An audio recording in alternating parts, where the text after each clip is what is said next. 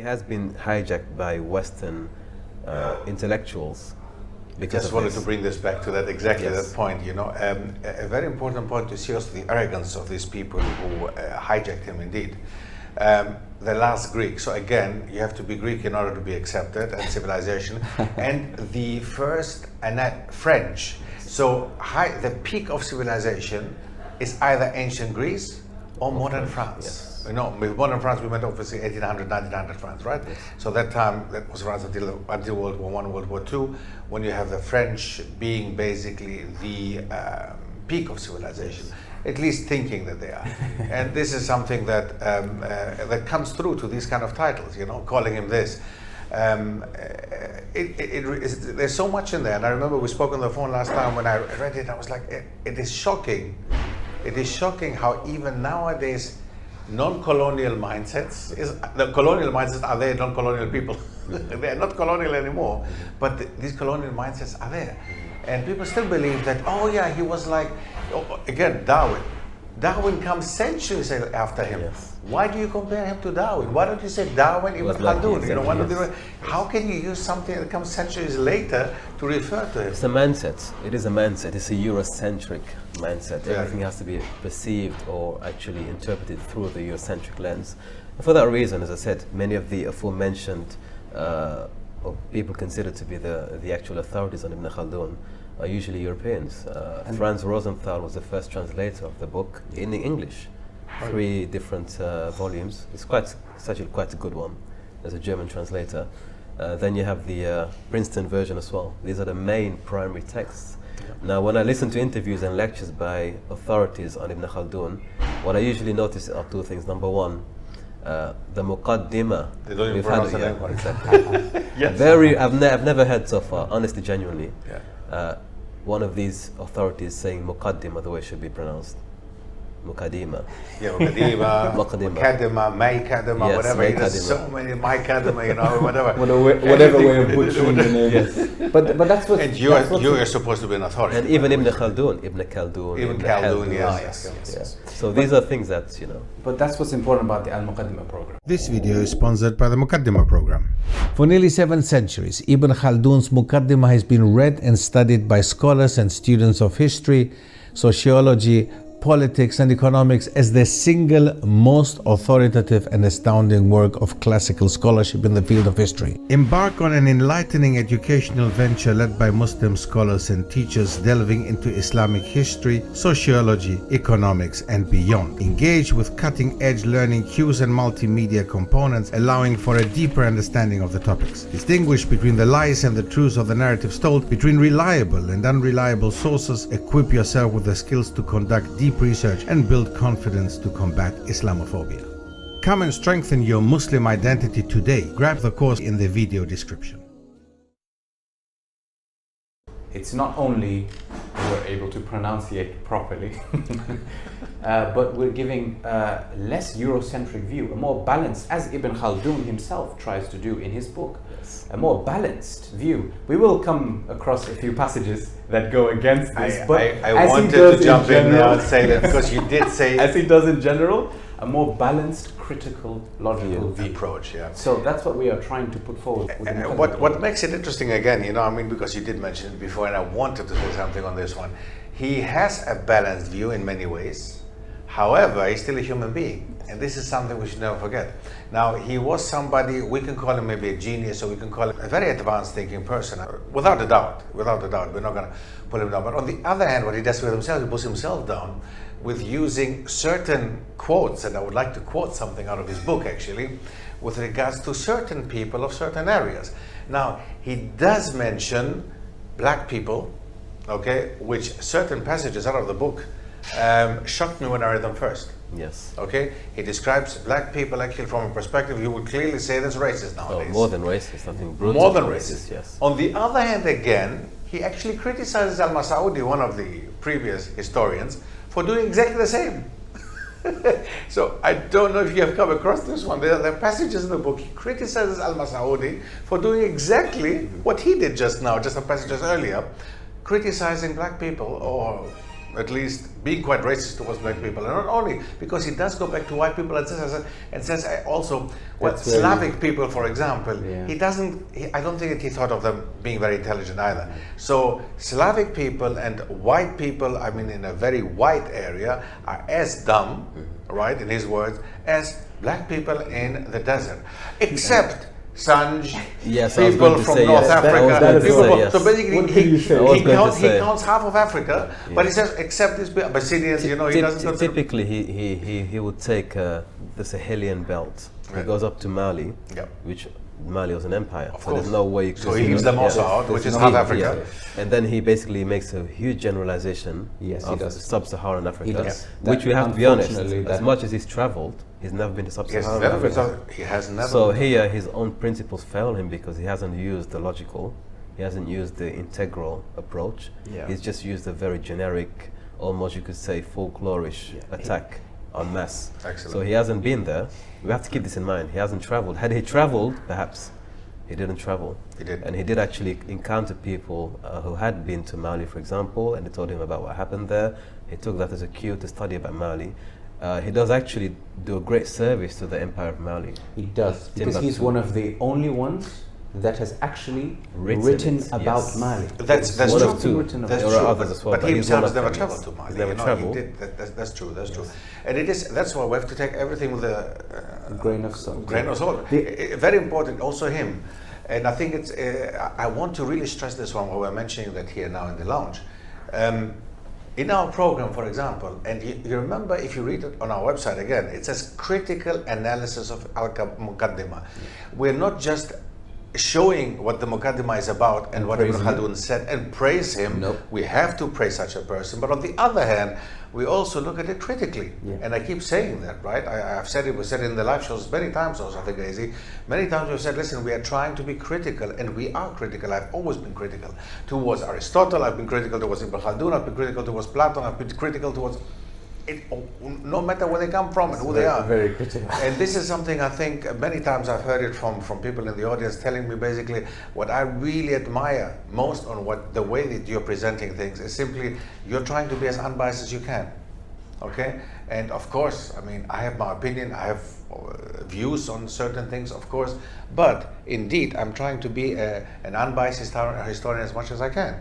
And I really think that I've come to a certain level of having reached this aim that I had in life when I started my career, basically, mashallah. So what would you say, Dr. Stef and Yasser, is, I guess, the Western projection of Ibn Khaldun, the Muqaddima? Do you feel, I mean, we are, alhamdulillah, we're actually providing this opportunity for people to study al-Muqaddima, as we coined the term, with the authentic voice of Islamic history. Right. As it should be studied, from an understanding that he was a man of his times, he was a faqih. We should never try and ignore that. He was a Muslim, a devout Muslim.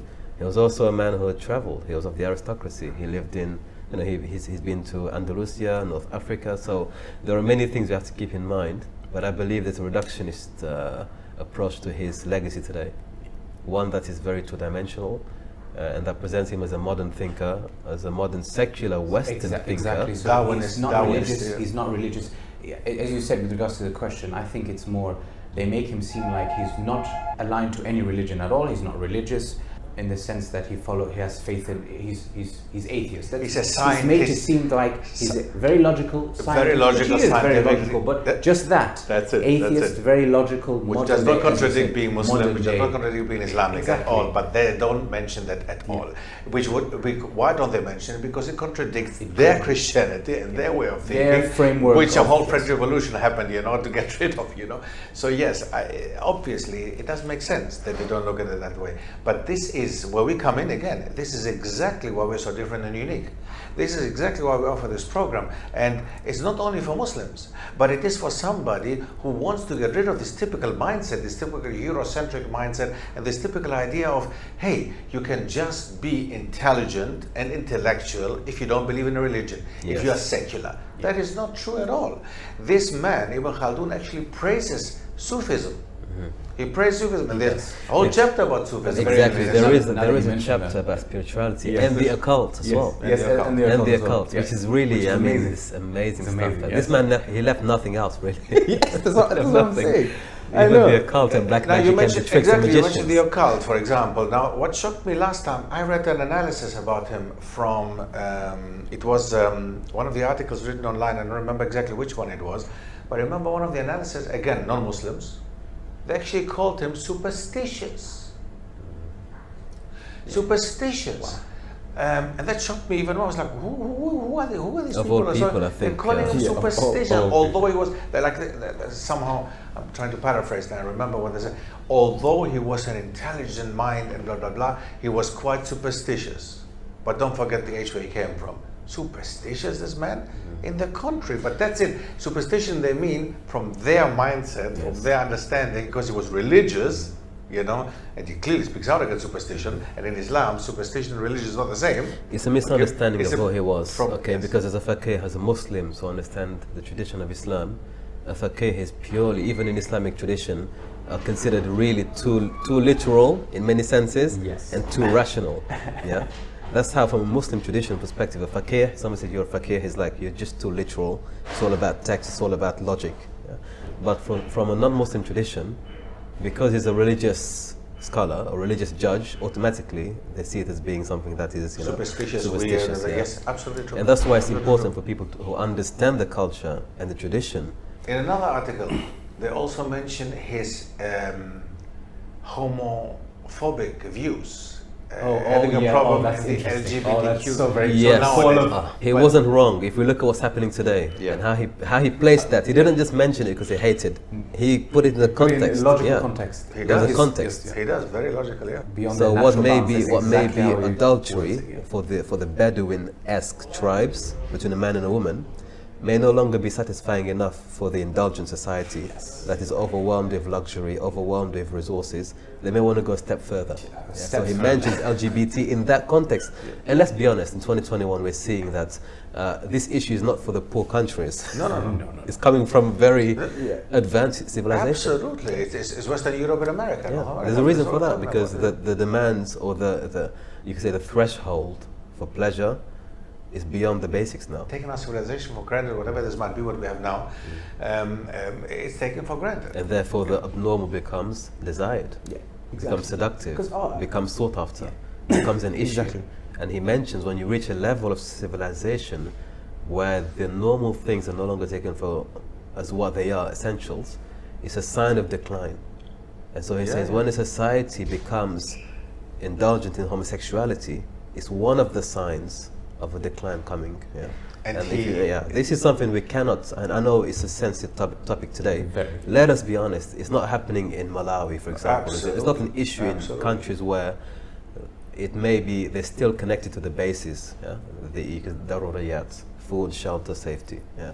It's a prominent feature of nations, as we say, first world problems. Yes, absolutely. Literally first world problems. And he mentions that with regards to the Al-Murabitun and the Al-Muhaz. Yes. And Fantastic. very Brilliant that clearly, you mentioned that, yeah. absolutely clearly, and we will, inshallah, by the way, in the program that we offer, we also go into the Al-Muhaz and the Al-Murabids, and I will go into them, inshallah. Very interesting civilization, by the way, both of them. As we said, because they came indeed, it fits nicely with the cycle. Exactly, I was about to say, with Yeah, the we'll theory talk and about practice is brilliant. So It fits. they come, one of them comes, Al-Murabis, they come, they take over, they come to From the Al-Andalus, deserts, they come did from very- the desert, deserts. Bedouins, All of this is yes. important to frame it. Yes. Right. And Because- where do they go? yeah. They go to Al-Andalus, such a civilization which is what we just, the indulgent civilization of the urban Luxury, civilization with decadence. luxuries over Decadence. Yes. decadence. So what happens to them?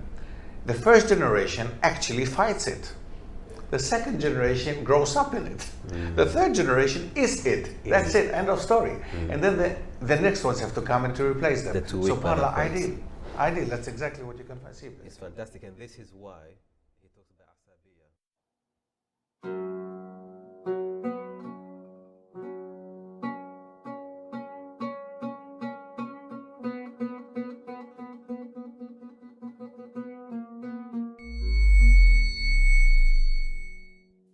For almost 7 centuries, the Muqaddima has been widely regarded as the earliest and most authoritative and seminal text in the fields of sociology and history, outlining the core principles and methods needed to evaluate and convey history with a more objective and critical eye. Its celebrated author, Ibn Khaldun, pioneered a revolutionary approach to the study of history and is considered by some historians to be one of the most influential thinkers in his field.